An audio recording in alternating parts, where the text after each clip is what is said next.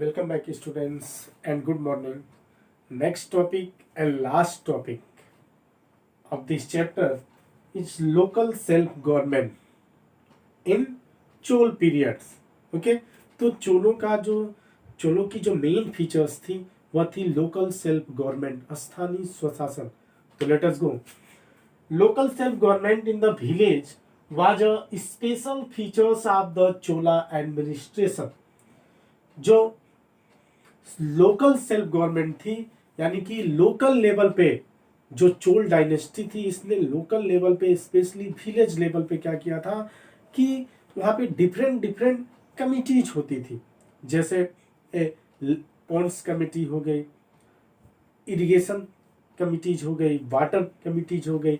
ये different different क्या करती थी. एक रेवेन्यू कमिटी होती थी जो वनली 6 मेंबर्स की होती थी, और ऐसी करके 5 या 6 कमिटीज थी विलेज लेवल पे जो डिफरेंट डिफरेंट वर्क देखने का काम करती थी. और ये लोकल सेल्फ गवर्नमेंट को राजा के द्वारा पावर प्रोवाइड किया गया था. ओके, लोकल लेवल पे जो आज प्रेजेंट टाइम में जो लोकल सेल्फ गवर्नमेंट जो विलेज लेवल पे जिसे पंचायती राज कहते हैं, और एक जो टाउन एरिया म्युनिसिपल कॉर्पोरेशन और जो म्यूनिसिपैलिटीज है इस लेवल पे, यानी जिसे म्यूनिसिपल कॉर्पोरेशन या नगर पालिका कहा जाता है, तो उस लेवल पे क्या है, लोकल लेवल पे लोकल लोगों को पावर दी गई है जिसे जनता इलेक्ट करने का काम करती थी. सेम एज कंडीशन उस टाइम लोकल सेल्फ गवर्नमेंट में लोकल सेल्फ गवर्नमेंट को चोल डायनेस्टी में अप्लाई करने का काम किया गया था.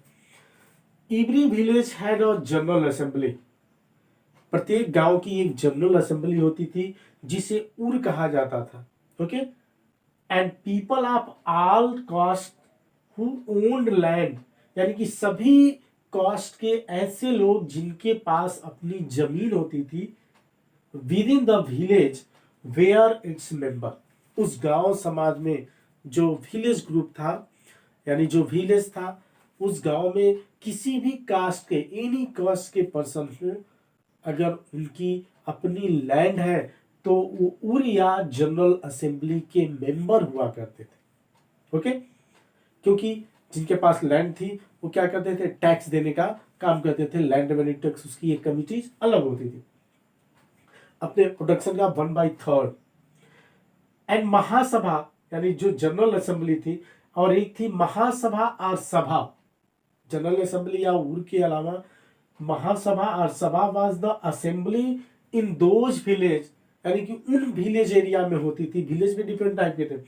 Those village where all the land was owned by Brahmin, यानी कि जहां पे जितनी भी लैंड होती थी वह ब्राह्मणों के द्वारा क्या की जाती थी, उनकी होती थी, उनके द्वारा उसे हैंडल की जाती थी.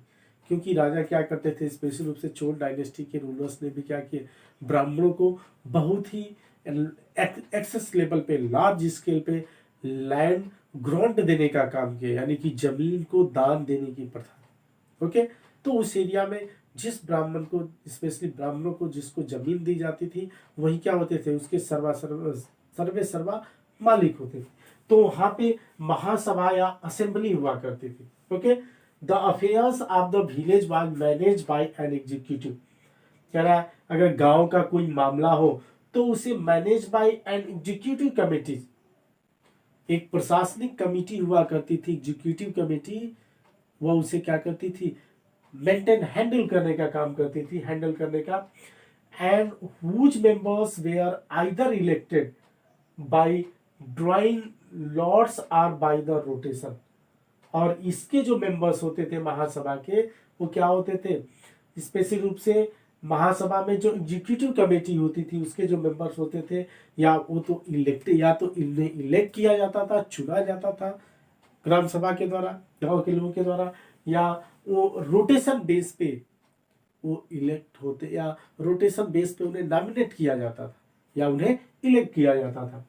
These members had to retire after every 3 year. और इस जो एग्जीक्यूटिव कमेटी थी, जो विलेज अफेयर्स को देखने का काम करती थी, कोई भी मैटर गांव में होता था तो इसके जो मेंबर्स होते थे, अगर वह एग्जीक्यूटिव काउंसिल कमेटी के मेंबर्स हुए, महासभा के मेंबर्स हुए, तो क्या होते थे, एवरी 3 years लेटर उनके रिटायरमेंट की जो कंडीशंस थी कि 3 years लेटर आपको रिटायर हो जाना है, ठीक है, तो रिटायरमेंट की। And there were the several committees which looked after law and order, और बहुत सी ऐसी, अभी मैंने बताया स्पेसिफिक से 6 या 7 ऐसी कमिटीज थी जो डिफरेंट डिफरेंट मैटर्स को देखने का काम करती थी। डिफरेंट डिफरेंट उनके क्या थे, अपने डिपार्टमेंट हुआ करते थे। तो ये कह रहा there were the several committees which looked after the law and order, बहुत सी ऐसी कमेटियां थी जो लॉ एंड ऑर्डर को देखने का काम करती थी, उनका अलग था। असेसमेंट को देखने का काम करती थी। And collection of land revenue, और लैंड रेवेन्यू को कलेक्ट करने की एक अलग कमेटी हुआ करती थी। And look after the distribution of water, और वाटर का डिस्ट्रीब्यूशन किस तरीके से हो गांव में, स्पेशल रूप से जो जिसे तालाब पॉन्ड्स कमेटी कहा जाता था, ठीक है, या वाटर कमेटी। जो पॉन्ड्स कमेटी क्या करती थी, ये भी 6 मेंबर की होती थी। ये भी क्या इनका काम होता था, जो वाटर होता था उसका डिस्ट्रीब्यूशन या इरिगेशन के फॉर्म में या ड्रिंकिंग एबल या डिफरेंट टाइप के, क्योंकि उस समय इतनी टेक्नोलॉजी नहीं थी। And land revenue and look after the water distribution. And the mahasabha had the power to raise loan for the village. महासभा को ये पावर था, जो ये महासभा थी, यानी महासभा सभा was the assembly in those village में द ऑल, यानी कि जो ऐसे गांव में जहाँ पे ब्राह्मण हुआ करते हैं जिनके पर, तो उनको क्या कहते थे, ब्राह्मण, एक महासभा या सभा का गठन करते हैं जिसमें गांव के चुने हुए लोग मेंबर्स हुआ करते थे। तो महासभा को यह पावर था कि अगर गांव वालों को लोन देना है, ठीक है, raise loan for the village, village पे के अगर लोन बढ़ाना है या कोई टैक्स बढ़ाना है तो वो इन्हीं के जिम्मे था। एंड इम्पोज टैक्स, और किसी के ऊपर टैक्स लगाना हो, ठीक है, और किसी को लोन देना हो, अगर कोई लोन लेना चाहता हो तो महासभा उसे लोन देने का काम करती थी, और साथ ही साथ इम्पोज टैक्सेस, और टैक्स लगाने का और वसूलने का भी काम महासभा करते थे, ठीक है। तो ये जो था सिस्टम लोकल सेल्फ गवर्नमेंट, ये चोलों की बहुत बड़ी एक अचीवमेंट थी। And thus the local self government employed by the Chola village showed the democratic spirit of the Chola administration and their ability to delegated power and responsibility to the local bodies। यानी कि जैसे एक democratic country में system होता है, same to same यही system क्या थी, या लोकल सेल्फ गवर्नमेंट उस समय चोल डायनेस्टी में इसे अप्लाई किया गया था, या किसी भी उस टाइम के किसी भी डायनेस्टी की एक स्पेशल फीचर्स थे चोल डायनेस्टी की लोकल सेल्फ गवर्नमेंट। अब एक था रेवेन्यू, ओके, रेवेन्यू जो था, रेवेन्यू कलेक्ट करने का काम स्पेशली चोल डायनेस्टी के रेवेन्यू, जो उनके फंड का जो मेन सोर्सेस था वह था लैंड रेवेन्यू टैक्सेस, यानी कि जमीन से जो टैक्स लेते थे, या तो ये जो टैक्स होता था, या तो टोटल क्रॉप्स का 1/3 जो प्रोडक्शन होता था लेते थे, या उसे कैश के फॉर्म में लेने का काम करते थे, ओके।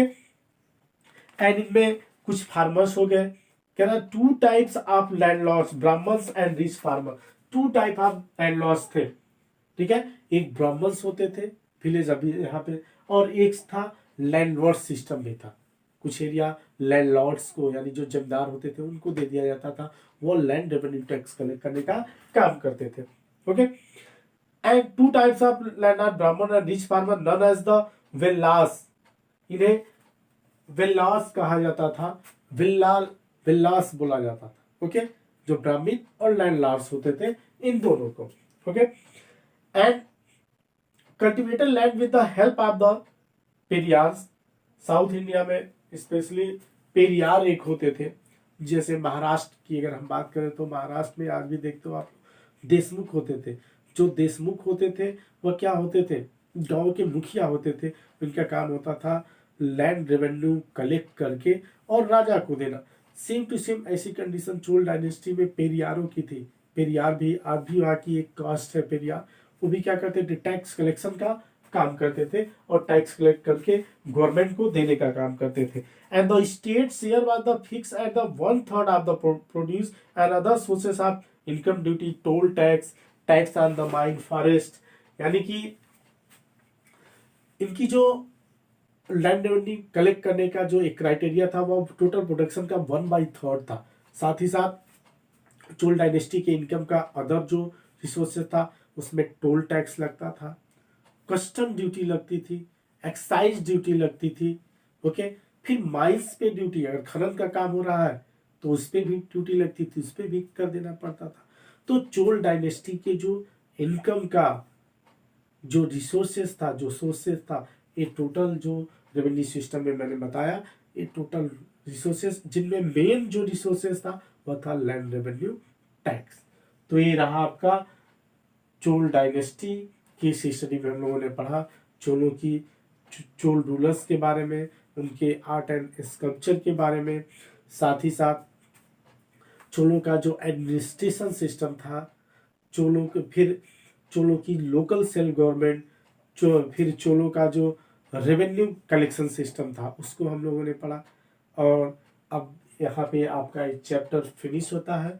नेक्स्ट वीडियो में हम लोग नेक्स्ट चैप्टर जिसमें दिल्ली सल्तनत को एक्सप्लेन करने का काम किया गया है उसको एक्सप्लेन किया जाएगा। तो थैंक यू, हमारे चैनल को देखते रहिए।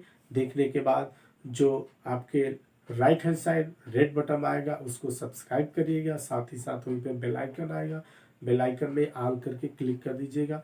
जब भी वीडियो हम अपलोड करेंगे तो आप लोगों को तुरंत मिल जाएगा। ओके, तो thank you, have a nice day.